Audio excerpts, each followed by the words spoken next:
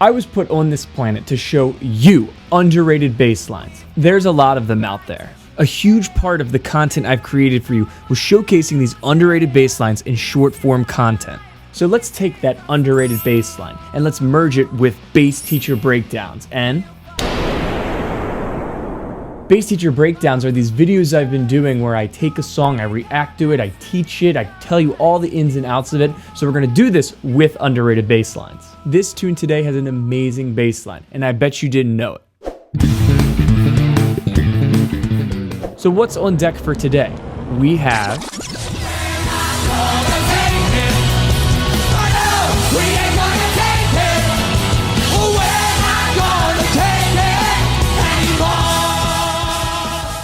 This Teen Rebellion anthem was released in 1984 from the album Stay Hungry. The song was written by Dee Snider, who was the frontman of Twisted Sister. The bassist was Mark the Animal Mendoza, who played bass on all of Twisted Sister's major label releases. This song was easily one of their most famous. Alright, so let's check this tune out. Pretty much, this song is simple when it comes down to structure. It's in a major key, it's in E major, and it's pretty much 3 chords the entire song. All right, let's listen to the live track, the isolated track. I'll play along with it. It's pretty repetitive. So if I'm making it seem like it's such an easy song, then how is it an underrated bass line? Structure means nothing when it comes to a good bass line. In this case, the bass player's really digging in.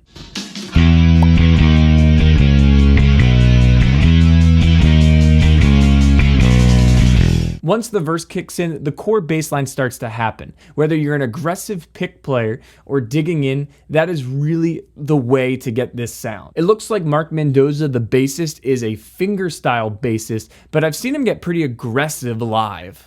All right, let's check out the first part.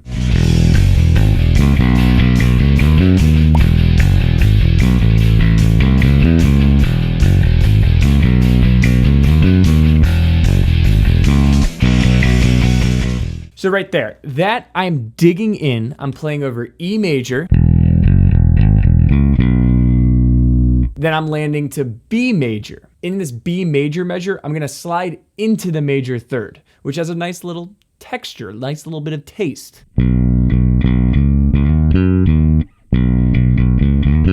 It's just a major pentatonic sound, and as I said, digging in. You're gonna do the same thing over A, but you're gonna play into that major third from that minor third.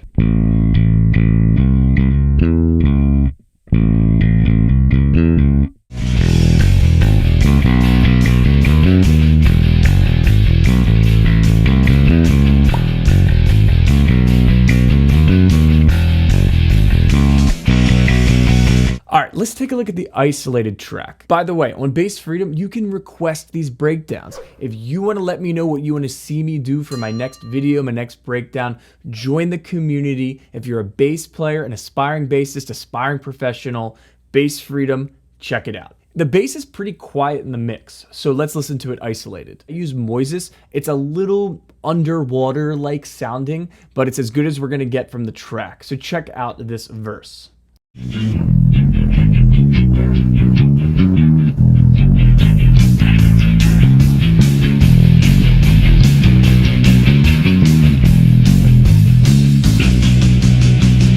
So you can see there, it's essentially exactly what I talked about. It goes from E to A to E to B. It's just that 1-4-5 progression, which is one of the most common back and forth progressions, those chords of the major scale in all of music. It's a cool line. The guitarists are only playing the main power chords, just E, A, B. So the bass, the drums, they're really picking up the slack with the eighth notes, the digging in. I can't say it enough. Just because it's not a tough chord progression does not mean it can't be a sick bass line. So this is Dee Snider, the lead singer. This doesn't have a copyright on it, so I'm gonna look at this video, but we'll get the gist of it. So let's look at it, dissect it, react to a little bit.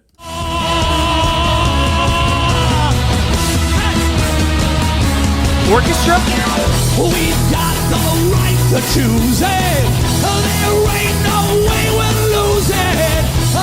This is our life. This is our song. We'll fight the to be just. I don't pick God, that's He's still got it. God. 9 years ago, You but don't know he can still what sing. You don't belong.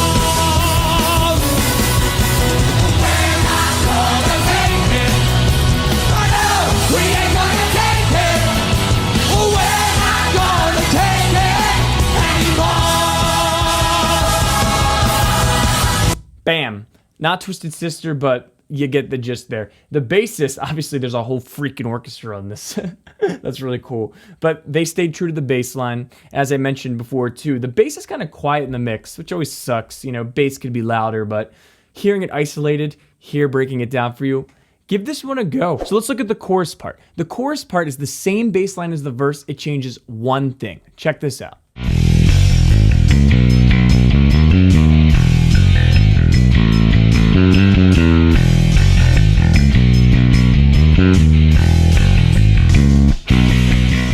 So over this A major measure, the only thing that changes from the chorus to the verse is the bass is playing into the minor seventh, pulling and sliding into the minor seventh. From the sixth into the minor seventh, this gives it a more dominant seventh feel. If you're not hanging with me on music theory here, it doesn't matter. It does a very subtle difference. So the bridge is pretty cool. It kind of takes us away from E major for a little bit, and then it has those epic hits before going back to the chorus. Let's take a look at that. So this is over the whoa-oh part. Whoa. Fuck. My girlfriend's home. Hey, babe, I'm in the middle of a video. Can you be quiet? Oh, yeah, sorry, I didn't know. Thank you. This is over the whoa-oh part.